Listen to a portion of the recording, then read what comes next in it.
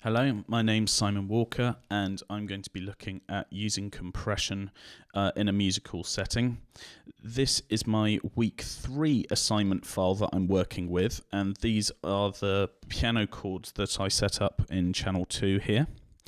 And what you can see is that I have actually routed this MIDI instrument into the audio file, the audio channel over here, piano chord 2. So there's MIDI coming from this instrument here into the top of this channel strip, and we then get audio out the bottom. So let me just move this over. So this is the channel strip we're going to be working with here, and I've got 3 different compressors set up. They're all turned off, and what I'm going to show you first is how to set a compressor, what a really flat compression looks like, so really heavily compressed, and then sort of quite compressed, but what I think sounds quite musical compression at the end. So I'm just going to play the track, and I'm going to adjust the compressor as we go so that you can see what to do. So here we go. So this is a completely dry track here. None of these compressors are on. So I'm going to switch on the first compressor. Now we can actually see that nothing's happening from this compressor because there's nothing in the gain reduction, and where the actual level of the track isn't hitting where the threshold of the compressor kicks in. So what I'm going to do is move the threshold down like that, so you can now see that the actual audio signal is above the level of the threshold.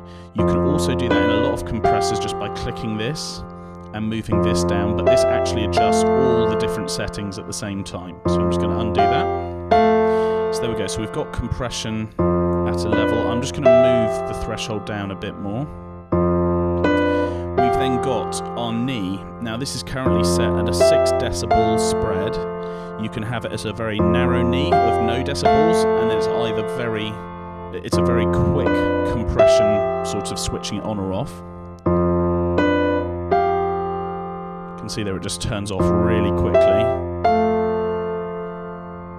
And then you can have it spread over a whole 18 decibels, so then it takes a lot of time to turn off. It smoothly turns itself off. I'm just going to reduce this down to sort of 10 for now.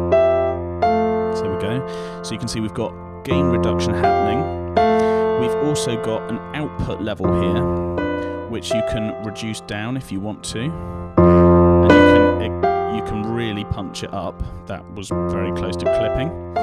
And what this does, this is basically like a gain stage, so you have to be very careful when using this. If you have a compressed signal and you have a very low threshold and a very high output signal, you're probably going to get some clipping, but you'll also pick up a lot of sounds in the room or a lot of distortion that you didn't actually know was there, and that's not going to work very well. So be very careful with what you're doing with this output control here. Okay, so I'm just going to set that there. Now our attack at the moment is taking 2 milliseconds to come on.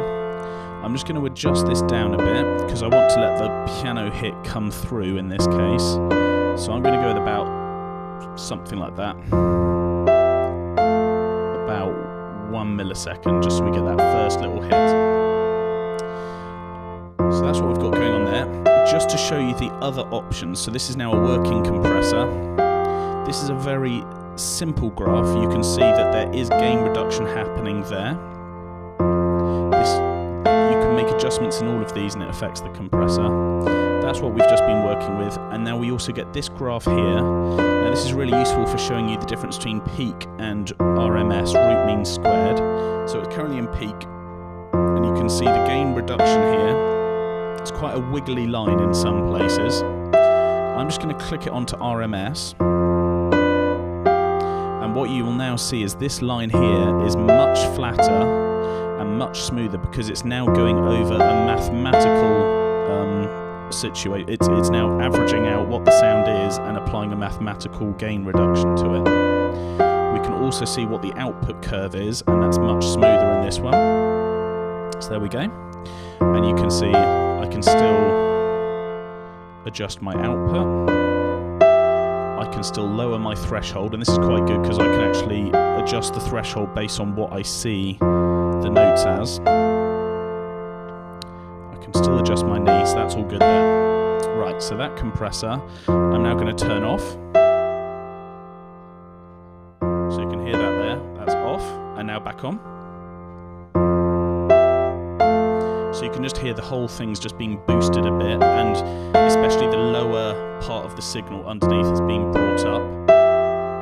So I'm going to turn that off. Now, the next one is a complete extreme example to show you what happens when you have a really, really flat compressor. You're actually going to hear this picks up some noise and distortion in a MIDI track. So I'm just going to turn this on for you. So you can actually hear there was a little bit of interference somewhere on the track, and there's a little crackle going on.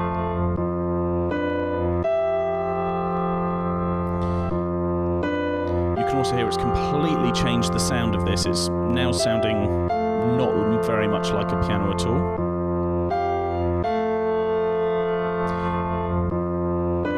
So I've now turned that off. So you can hear how a compression can really affect the sound of an instrument. This is quite what I think is a musical example of compression. I wanted to send a very flat signal to a delay option. So I'm going to turn this on.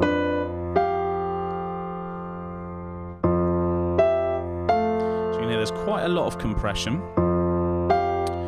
I'm now going to turn on reverb, channel A. So there's my A send for reverb. I'm now going to turn on some EQ.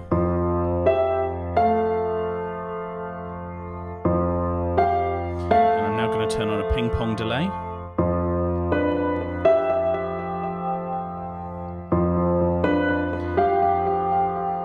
And what you can now hear is, because I'm sending a very flat signal to the delay, you're getting a very sort of mellow in the background type effect. I'm just going to turn off the compressor for a second, and you'll hear some stick outs.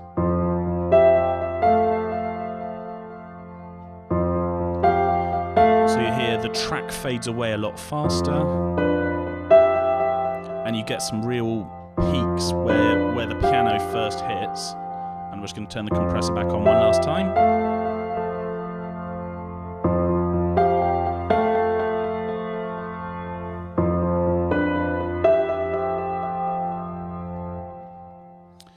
There we go. So that's just a very basic example of how to use a compressor. You can then combine it with effects, and you can have effects before the compressor, after the compressor. Be careful when you apply noisy things or things that have got distortion or hums on them before a compressor, because the compressor will still amplify that sound, and it will effectively be a gain stage if you apply a massive amount of compression to a signal that's not a very clear recording. You may also want to look at combining a compressor with a noise gate, is something to look at as well. You can also use compression on individual send tracks. So this is my reverb channel. You can have a mastering compressor on there. You've got a mastering compressor as well available for your delay channels, just to show you where those are in Ableton. Go into glue compressor for this one, and you can see that there are mastering compressors with different presets, and then you can also go to your master track and you can even compress that. So you can apply compression the whole way through the signal process to change how an entire track sounds, to change how a reverb or a delay channel sounds, to just change how an individual instrument sounds within that track. And you can also use it to alter and adjust how an actual delay effect or an EQ channel will work as well. So there we go. I hope that's been useful.